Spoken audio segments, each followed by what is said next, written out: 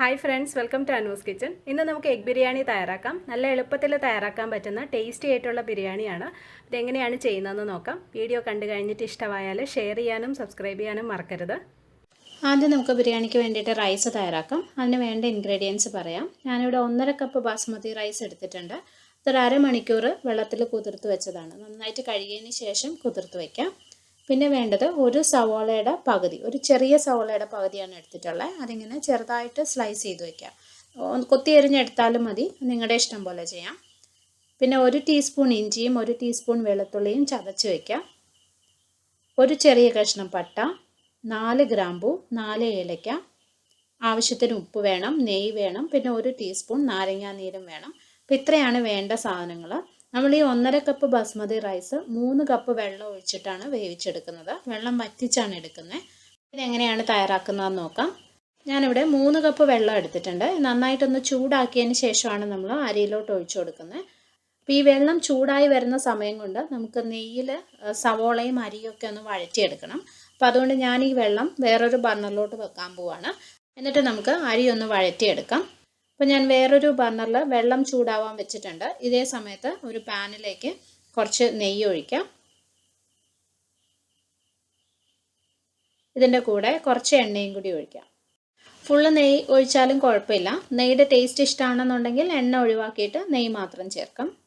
ഇതൊന്ന് ചൂടാവട്ടെ. അതിനുശേഷം നമുക്ക് പട്ടയും ഗ്രാമ്പും ഒക്കെ ചേർക്കാം. നെയ്യും എണ്ണയും നന്നായിട്ട് ചൂടായിട്ടുണ്ട്. ഇനി ഇതിനകത്തേക്ക് ഒരു കഷ്ണം പട്ട, 4 ഏലക്ക, 4 ഗ്രാമ്പൂ ചേർക്കാം. ഇനി ഇതിലേക്ക് സവോള ചേർക്കാം. ഒരു ചെറിയ സവോളയുടെ പകുതി സ്ലൈസ് ചെയ്ത് വെച്ചതാണ്, അത് ചേർക്കാം. അതിൻ്റെ കൂടെ ഇഞ്ചി വെളുത്തുള്ളി ചതച്ചതും ചേർക്കാം. ഇനി ഇഞ്ചിയുടെയും വെളുത്തുള്ളിയുടെയും പച്ചമണം നന്നായിട്ട് മാറണം.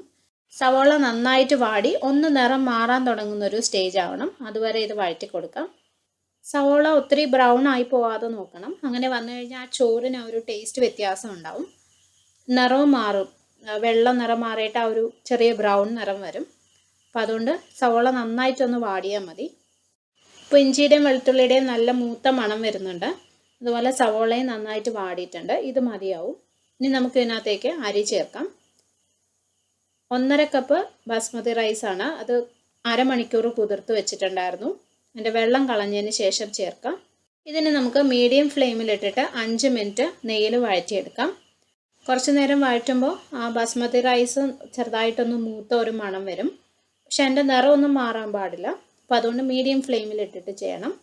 ഞാൻ ബാസ്മതി റൈസ് ഏകദേശം 5 മിനിറ്റ് വഴറ്റിയിട്ടുണ്ട്.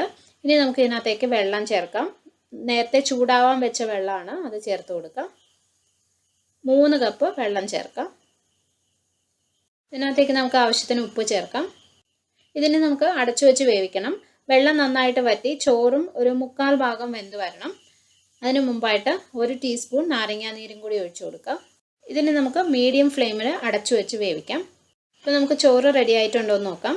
കണ്ടോ, കറക്റ്റായിട്ട് വെന്ത് വന്നിട്ടുണ്ട്. ഈ സമയത്ത് ഇതിന് ചെറിയൊരു ഈർപ്പം ഉണ്ടാവും, കുറച്ച് വെള്ളത്തിൻ്റെ ഒരു അംശം ഉണ്ടാവും. അപ്പോൾ അതുകൊണ്ട് നമ്മൾ ഇത് ഉടനെ യൂസ് ചെയ്യരുത്. നമ്മളൊരു 10-15 മിനിറ്റും കൂടി വെറുതെ ഇത് അടച്ചു വെക്കാം. നമ്മൾ മസാലയൊക്കെ റെഡിയാക്കി വരുന്ന സമയത്ത് ഇതിൻ്റെ വെള്ളത്തിൻ്റെ അംശമൊക്കെ മാറിയിട്ട് അത് ഡ്രൈ ആയി ചോറ് കറക്റ്റായിട്ട് വെന്തിരിക്കും. അപ്പോൾ ഇത് അടച്ച് നമുക്ക് മാറ്റി വയ്ക്കാം. എന്നിട്ട് നമുക്ക് മസാല തയ്യാറാക്കാം. ഈ മസാലയ്ക്ക് വേണ്ടിയിട്ട് നമുക്ക് ആദ്യം ഒരു ഓംലെറ്റ് തയ്യാറാക്കണം. അപ്പോൾ അതിന് വേണ്ടി ഒരു ബൗളിലേക്ക് 4 മുട്ട ചേർക്കാം. അതിൻ്റെ കൂടെ 4 ടേബിൾ സ്പൂൺ തേങ്ങ ചിരകിയത്, 2 ടേബിൾ സ്പൂൺ സവോള ചെറുതായിട്ട് അരിഞ്ഞത്, 1 പച്ചമുളക് ചെറുതായിട്ട് അരിഞ്ഞത്, 1/2 ടീസ്പൂൺ കുരുമുളക് പൊടി, 1/2 ടീസ്പൂൺ കാശ്മീരി മുളക് പൊടി, പിന്നെ ആവശ്യത്തിന് ഉപ്പും ചേർക്കാം. ഇനി ഒരു സ്പൂൺ വെച്ചിട്ട് നന്നായിട്ടൊന്ന് അടിച്ചെടുക്കാം. അപ്പോൾ മുട്ടയുടെ കൂട്ട് റെഡി ആയിട്ടുണ്ട്. നമുക്കിനി ഓംലെറ്റ് ആക്കിയെടുക്കാം. ഓംലെറ്റ് തയ്യാറാക്കാൻ വേണ്ടിയിട്ട് ഞാനൊരു പാൻ അടുപ്പത്ത് വെച്ചിട്ടുണ്ട്. ഞാൻ ചെറിയൊരു പാനാണ് യൂസ് ചെയ്യുന്നത്. അതിനകത്തേക്ക് ആവശ്യത്തിന് എണ്ണ ഒഴിക്കാം. എണ്ണ നന്നായിട്ടൊന്ന് ചൂടായതിന് ശേഷം നമുക്ക് മുട്ട ഒഴിച്ചു കൊടുക്കാം. ഈ ഓംലെറ്റ് നമ്മൾ തീരെ കനം കുറയ്ക്കാതെ കുറച്ച് കട്ടിക്ക് വേണം തയ്യാറാക്കാൻ വേണ്ടിയിട്ട്. കാരണം നമ്മൾ ചെറിയ പീസസ് ആയിട്ട് മുറിച്ചിട്ട് മസാലയിലിട്ട് വഴറ്റുമ്പോൾ അല്ലെങ്കിൽ പെട്ടെന്ന് പൊടിഞ്ഞു പോകും. അപ്പോൾ അതുകൊണ്ട് കുറച്ച് കട്ടിക്ക് ഫ്രൈ ചെയ്തെടുക്കാം. അതുകൊണ്ടാണ് ഞാൻ ചെറിയ പാൻ എടുത്തത്. അപ്പോൾ എണ്ണ ചൂടായിട്ടുണ്ട്. ഇതിനകത്തേക്ക് നമുക്ക് മുട്ട ഒഴിച്ചു കൊടുക്കാം. ഞാനിത് 2 തവണയായിട്ടാണ് ഫ്രൈ ചെയ്യുന്നത്. ഇതിൻ്റെ പകുതി ഒഴിക്കാം. ഒരു സൈഡ് ഫ്രൈ ആകുമ്പോൾ നമുക്ക് തിരിച്ചിട്ട് കൊടുക്കണം. ഇപ്പം തേങ്ങയൊക്കെ ചേർത്തിരിക്കുന്ന കാരണം തിരിച്ചിടുമ്പോൾ ചിലപ്പോൾ പൊടിഞ്ഞു പോകും. അത് കുഴപ്പമില്ല, കാരണം നമ്മൾ എന്തായാലും ചെറിയ പീസസ് ആയിട്ട് ഇത് മുറിച്ചെടുക്കുകയാണ് ചെയ്യുന്നത്. അപ്പോൾ ഇത് റെഡി ആയിട്ടുണ്ട്. നമുക്കിത് തിരിച്ചിട്ട് കൊടുക്കാം. ഓംലെറ്റ് ഞാൻ തിരിച്ചിട്ടു. കുറച്ച് പൊടിഞ്ഞു പോയിട്ടുണ്ട്, അത് കുഴപ്പമില്ല. ഇതിന് അധിക സമയം വേവിക്കേണ്ട ആവശ്യമില്ല. നമുക്കിപ്പോൾ തന്നെ പാനിൽ മാറ്റാം. ഇതുപോലെ തന്നെ നമുക്ക് ബാക്കിയുള്ള മുട്ടയും ഫ്രൈ ചെയ്തെടുക്കാം.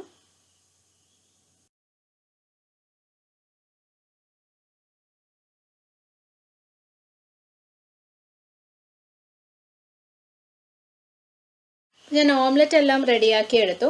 അതിനുശേഷം അതിങ്ങനെ ചെറിയ പീസസ് ആയിട്ട് മുറിച്ചെടുത്തിട്ടുണ്ട്. ഇതുപോലെ ഇത് ചേർത്തിട്ടാണ് നമ്മൾ മസാല തയ്യാറാക്കുന്നത്. ഞാൻ അതിൻ്റെ വേണ്ട ഇൻഗ്രീഡിയൻസ് എല്ലാം മസാല തയ്യാറാക്കുന്ന സമയത്ത് പറയാം.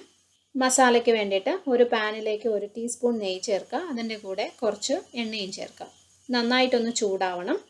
ചൂടായി വരുമ്പോൾ നമുക്ക് അതിനകത്തേക്ക് ആദ്യം സവോള ചേർക്കാം. ഇത് 2 ചെറിയ സവോള സ്ലൈസ് ചെയ്തെടുത്തതാണ്. നിങ്ങൾക്ക് വേണമെന്നുണ്ടെങ്കിൽ ഗാർണിഷ് ചെയ്യാൻ വേണ്ടിയിട്ട് കുറച്ച് സവോള ആദ്യം ഫ്രൈ ചെയ്തെടുക്കാം. ഒരു ടേബിൾ സ്പൂൺ സവോള എടുത്ത് ഫ്രൈ ചെയ്ത് നല്ല ബ്രൗൺ ആവുന്ന വരെ ഫ്രൈ ചെയ്തതിന് ശേഷം മാറ്റി വയ്ക്കാം. എന്നിട്ട് ബാക്കിയുള്ള സവോള ഇതുപോലെ വഴറ്റിയെടുത്താൽ മതി. പക്ഷെ ഞാൻ ഇന്നിപ്പോൾ അങ്ങനെ ചെയ്യുന്നില്ല. ഇതിപ്പോൾ നമുക്ക് നന്നായിട്ടൊന്ന് വഴറ്റിയെടുക്കാം.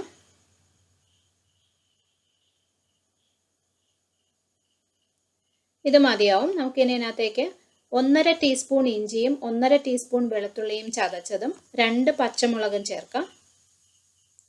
ഇഞ്ചിയുടെയും വെളുത്തുള്ളിയുടെയും പച്ചമണം നന്നായിട്ട് മാറുന്നത് വരെ വഴറ്റി കൊടുക്കാം.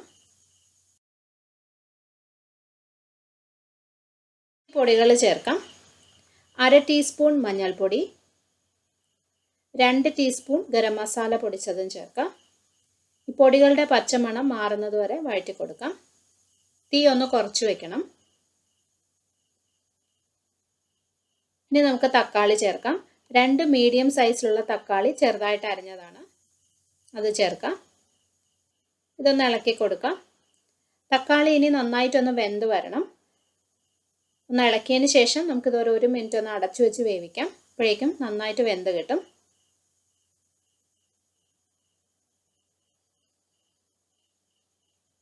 ഇപ്പോൾ 1 മിനിറ്റ് കഴിഞ്ഞു. തക്കാളി നന്നായിട്ട് വെന്തിട്ടുണ്ട്.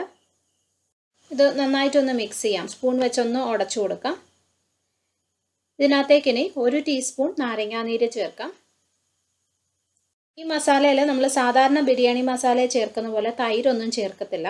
അപ്പം അതുകൊണ്ട് തന്നെ അതിന് ഗ്രേവി കുറവാണ്. ഇപ്പോൾ ഡ്രൈ ആയിട്ടാണല്ലോ ഇരിക്കുന്നത്. അതുകൊണ്ട് ഞാനൊരു 1/2 കപ്പ് വെള്ളം ഒഴിക്കുവാണ്.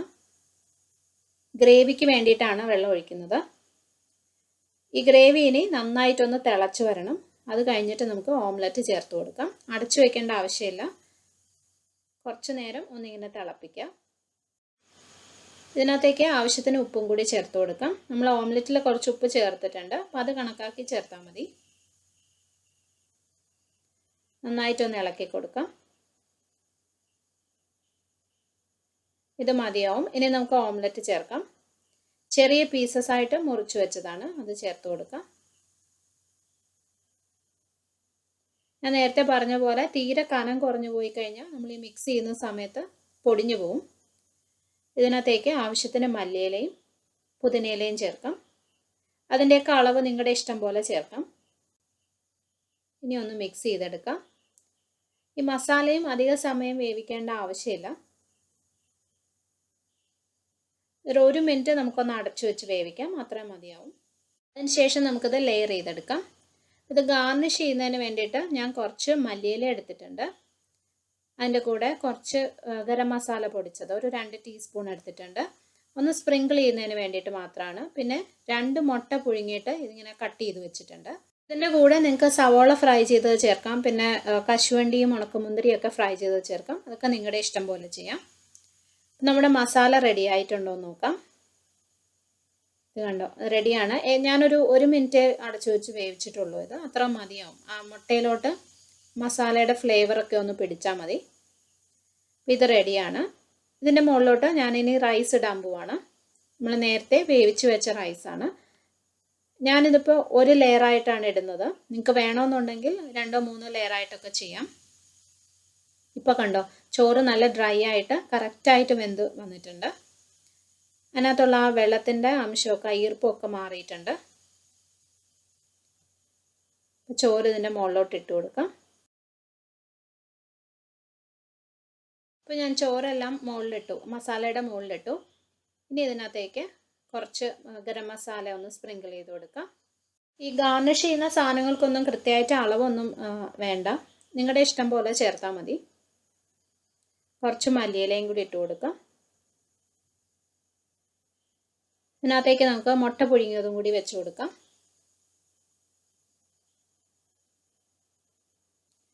ഇത് നമുക്കിനി അടച്ചു വെച്ച് ഏറ്റവും ലോ ഫ്ലെയിമിൽ വെച്ചിട്ടൊരു 10 മിനിറ്റ് വേവിച്ചാൽ മതി. ദം ചെയ്തെടുക്കേണ്ട ആവശ്യമൊന്നുമില്ല. ലോ ഫ്ലെയിമിൽ വെക്കാം, 10 മിനിറ്റ് അടച്ചു വെച്ച് വേവിച്ചെടുക്കാം. അപ്പോഴേക്കും ബിരിയാണി റെഡിയാവും. ഇപ്പോൾ 10 മിനിറ്റ് കഴിഞ്ഞു, നമുക്ക് തുറന്ന് നോക്കാം. ബിരിയാണി റെഡിയാണ്, നല്ല മണം വരുന്നുണ്ട്. ഈ ബിരിയാണി നമ്മൾ ഈ മസാലയും റൈസും കൂടി നന്നായിട്ടൊന്ന് മിക്സ് ചെയ്തതിന് ശേഷം സെർവ് ചെയ്യുന്നതാണ് നല്ലത്. ഞാൻ ഒരു മുട്ടയുടെ പീസ് മാറ്റി വെക്കുവാണ്, എനിക്ക് ഫോട്ടോ എടുക്കുമ്പോൾ വെക്കാൻ വേണ്ടിയിട്ടാണ്. ഇതിനെ ഒന്ന് മിക്സ് ചെയ്യാം. അതുപോലെ തന്നെ ഈ ബിരിയാണി നിങ്ങൾ തയ്യാറാക്കി കഴിഞ്ഞിട്ട് കുറച്ച് നേരം വെച്ചതിന് ശേഷം സെർവ് ചെയ്യുന്നതാണ് നല്ലത്. അതായത് ഉണ്ടാക്കി കഴിഞ്ഞിട്ട് ഒരു മണിക്കൂർ മാറ്റി വയ്ക്കുക, മിക്സ് ചെയ്തിട്ട് 1 മണിക്കൂർ വയ്ക്കുക. അതിന് ശേഷം സെർവ് ചെയ്ത് കഴിഞ്ഞാൽ കൂടുതൽ ടേസ്റ്റി ആയിരിക്കും. കഴിക്കുന്ന സമയത്ത് ചെറുതായിട്ടൊന്നും കൂടി ഒന്ന് ചൂടാക്കി എടുത്താൽ മതി. ഒരു 5 മിനിറ്റ് ഒന്ന് ലോ ഫ്ലെയിമിൽ വെക്കുമ്പോൾ ചൂടായി കിട്ടും. അപ്പോൾ അത് കൂടുതൽ ടേസ്റ്റി ആയിരിക്കും. ഈ ബിരിയാണി നമുക്ക് പപ്പടത്തിൻ്റെയും റൈത്തയുടെയും ഒക്കെ കൂടെ സെർവ് ചെയ്യാം. അപ്പോൾ എല്ലാവരും ട്രൈ ചെയ്ത് നോക്കണം. അപ്പോൾ ചെയ്ത് നോക്കിയിട്ട് ഇഷ്ടപ്പെട്ടാൽ എനിക്ക് കമൻറ്റ് ചെയ്യാൻ മറക്കരുത്, വീഡിയോ ഷെയർ ചെയ്യാനും. പിന്നെ ചാനൽ സബ്സ്ക്രൈബ് ചെയ്തിട്ടില്ലാത്തവരാണെങ്കിൽ ചെയ്യാനും മറക്കരുത്. നമുക്ക് വേറൊരു നല്ല റെസിപ്പി ആയിട്ട് കാണാം. Thank you for watching Anu's kitchen.